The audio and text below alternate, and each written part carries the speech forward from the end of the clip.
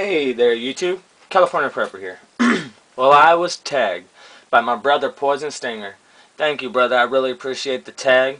I've done some similar videos to this already in the past, so I kind of wanted to make it a little bit different, so I wasn't kind of showing you guys the same thing. So the tag that I was tagged for was the blade to blame for your addiction.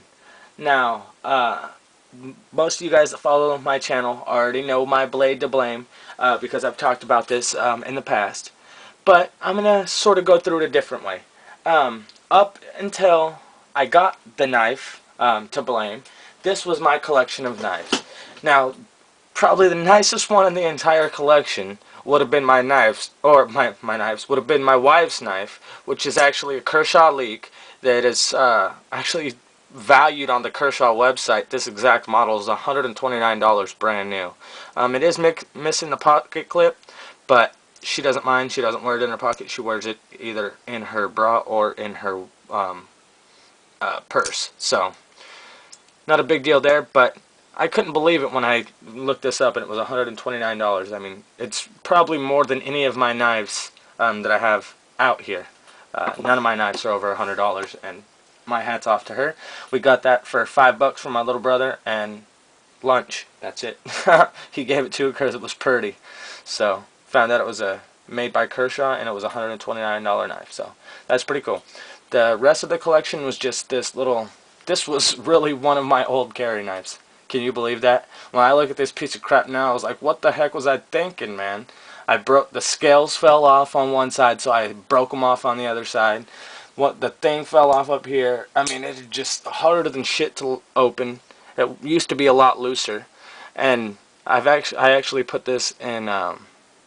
It was in my medical bag, and I've actually pulled it out of there because this thing is just a hunk of junk. It's a China-made blade. I mean, I couldn't cut butter with this if it was red hot. It's just that bad. So I'm just gonna keep it for the pieces. So when I start to assemble my first folder, maybe I can use a liner or something out of it. I don't know. It's always worth it to keep it around for some extra stuff. Who knows? Maybe one day I'll be trapped nowhere with nothing but this in reach and it'll save my life. But I doubt it. I also had this little piece of crap China-made knife that I kept in my to-go box, in my little tackle box. It's actually pretty sharp, and it used to have a little flipper on it, but I stole it off a knife from my buddy because he lost his like a dumbass. This was my EDC up until then, which it's a pretty dang sturdy, cheap knife. I mean, it's a very nice flipper. It's very sturdy. It's very well made for a cheap knife. It has this little lockup that I've seen on a lot of more high quality knives. I think it's CRKT, don't quote me on that, but I think I've seen this lock up on their knives, and you just slide it up, and I've showed this many times, but you cannot close the knife no matter what. So if you're doing any cutting or stabbing, keep your thumb on that and you have no worries about this knife collapsing on your fingers. So it's a pretty sturdy knife for a no-name knife. That's why I haven't got rid of it. I do like the way it looks, and I wish I could actually find a quality maker of a knife that looked like this, because that'd be awesome. I have a little old timer that has been passed down through my family for a long time. I mean, this blade is just as beat up as you could get. Oh, let's see. The stupid camera focus. Oh yeah, you can see it. That blade is just tore up. I mean, this thing has been sharpened by so many different idiots. It's unbelievable. But it's a pretty nice little knife. I've had it for a long time. It's been in my family. One of the nicer knives that I have was actually sent to me by Artisan Tony at the Artisan Tony channel. I actually won this knife and a Zippo that I customized. But it's a pretty nice little knife. I got it all nice and sharp just the other day with my Presto sharpener, and it's a cool little knife. It has a bottle opener clip, and I had it on my keys for a long time, but my keys have just gotten too overcrowded. I had to just put a little Swiss Army knockoff on there, but that's a really cool knife, and I keep it here because I don't want to lose it. It's fallen off twice, and I don't want to lose it. Then I just have another little Pakistani toenail knife, piece of junk, but it actually is pretty sharp. It's cut me twice. I actually was kind of scared of getting infected from it. And then I have a K-bar that has been in the family for a while. Love this knife.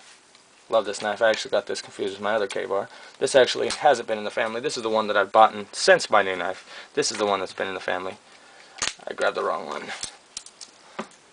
which is the Pearl Harbor edition knife, which is actually valued a little bit more. To me, it really doesn't matter, but it's the family nostalgia to it that matters. So that was my knife collection up until my buddy Scott, if you want to call him a buddy that got me addicted to something. He gave me my Kershaw Needs Work, and once I felt this quality knife in my hand, it was all downhill from there. Right after that, within like a month or two, my collection went from this here to, from just this knife alone, let me readjust for you guys, to, one sec, boom. That is my new collection. All these knives here. I now have the Kershaw Needs Work. Because of this knife, I now have gotten another K-bar. I've bought 2 more number 2s. One of them I kind of beat up a little bit, but I'm going to try and beat that out and fix it. So I've gotten 2 of these, more classic number 2s. I have gotten, more recently, the Kershaw Clash. This is a fucking very nice knife. It's very sharp, and it's just an all-around good knife. I just wish it was a little bit bigger. Great little knife though for, what, 22 bucks.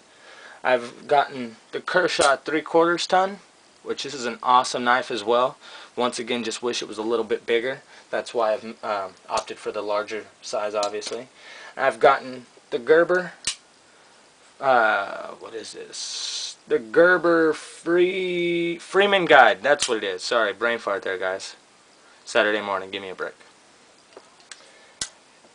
And then my babies, these are my 2 everyday carries. My Kershaw 1 ton, which I love, and my Spyderco Resilience. And I have a Spyderco Tenacious on the way from my brother, the Swedish paracord nut. Thank you so much, brother. I really appreciate that. I checked it this morning, and it is in New Hampshire. So that's awful good news. Last time I checked it, it was still in Sweden. So this is my collection now. And I'd like to give a couple tags before my computer runs out of time, or my camera runs out of time. So the first tag I'm going to give out is going to be to my brother, the Swedish paracord nut. What started your collecting? I know you have quite a few knives. If you can give away 3 beautiful Spydercos, I know you got to have something nice in your collection. Next off, we're going to give a shout out and a tag to Today Survive channel. He has a pretty cool channel, and I haven't seen him put this video up yet. So what do you got, brother? What started your addiction? And last but not least, SouthernIndPreppers. What got you started, brother? I know you have some pretty cool knives. What got your addiction rolling? So that's going to do it for my video response. Hopefully you guys liked it. And once again, thank you guys for helping me get to over 100 subs this morning.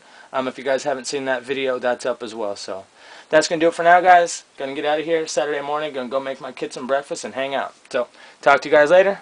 California Prepper out.